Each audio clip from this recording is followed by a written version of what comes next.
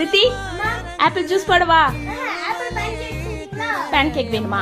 Okay செஞ்சிடலாம். Apple pancake செய்யலாமாங்க? ஒரு ஆப்பிள் எடுத்து பொடியா கட் பண்ணி மிக்ஸி ஜார்ல சேர்த்து கூடவே வெதுவெதுப்பான் பால் கொஞ்சமா சேர்த்து நல்லா ஃபைனான பியூரியா அரைச்சி எடுத்து ஒரு ஆப்பிளுக்கு ஒரு முட்டை எடுத்திருக்காங்க. முட்டையை உடைச்சு ஊற்றி கூடவே கரும்பு சக்கரை ஒரு கப் சேர்த்து நல்லா கட்டி இல்லாமல் கலக்கிக்கலாம். இப்போ ஒரு ஃபில்டரில் ஒரு கப் அளவுக்கு கோதுமை மாவு, கொஞ்சம் ஏலக்காய் தூள், கொஞ்சமாக பேக்கிங் சோடா, இது எல்லாத்தையுமே நல்லா கட்டி இல்லாமல் சளிச்சு எடுத்துக்கலாம். இது எல்லாத்தையும் ஒரு விஸ்க் வச்சு நல்லா கலந்து விட்டுங்க. அரைச்சி வச்சிருக்கிற ஆப்பிள் பியூரை இது கூட சேர்த்து நல்லா கலந்து தோசை மாவு கன்சிஸ்டன்சிக்கு பேட்டர் ரெடி பண்ணிக்கலாம்.